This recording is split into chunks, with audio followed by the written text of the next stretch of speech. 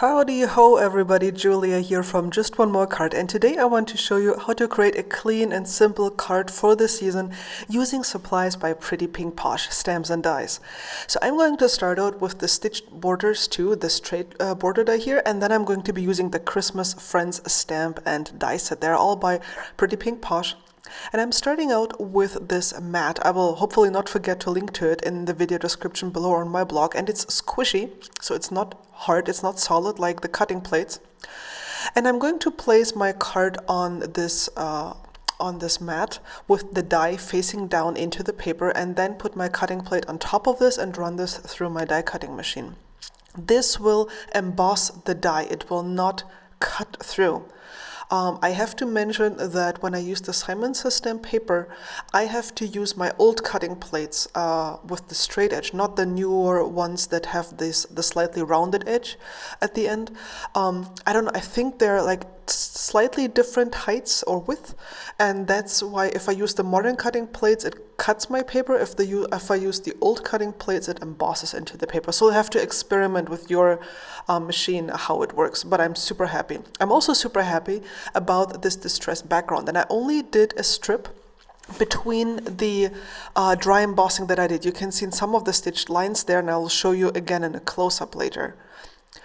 Now, while I set the background aside to dry, I'm stamping one of the images from the Christmas Friends stamp set on Simon Says stamp heavy paper. I like this paper for using with Copic markers. If you apply too many layers, it starts to feather, but it's great for one layer cards because it doesn't bleed through. So that's what I really like about this paper. Also, it's very nice and sturdy, so it's perfect for card bases. I always import it, so it's super expensive for me here in Germany, but oh well, what don't we do for our hobby?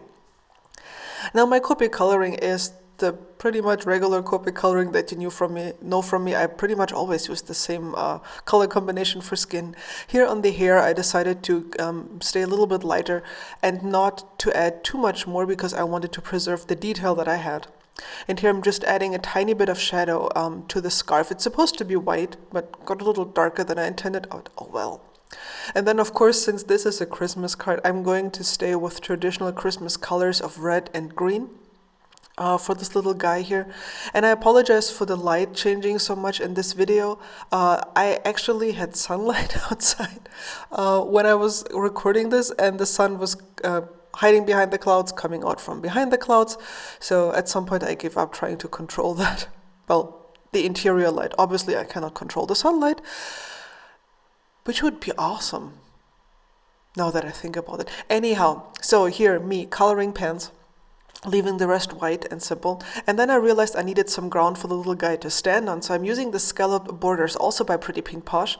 And I'm using the slightly curved border that has this nice scallop edge. And I'm cutting a piece of cardstock that is exactly the width of the strip that I colored here, and I'm just gluing this straight onto my cardstock because that is going to be a snowy hill for my little guy there. There we go, just a little bit of extra detail. And of course I almost forgot the sentiment because I always do. I'm stamping it with VersaFine Onyx Black ink, which is a black pigment ink. I love it for sentiments. It's my favorite ink for sentiments. And then I'm using Wow Black Twinkle embossing powder, and you can already see how much it sparkles. And I will show you in the close-up later just how beautiful it looks. So it's basically still black, but when you tilt it in the light, you get really nice sparkle. And I think especially for Christmas cards, it's a really nice, simple touch that you can add to have a little extra on your card. I foam mounted this little guy onto the background, and then I added a little cup of hot chocolate because, you know, today, for example, it's very cold outside, so I'm really craving a hot cup of chocolate. And then I used my Sharpie pen to add snowflakes.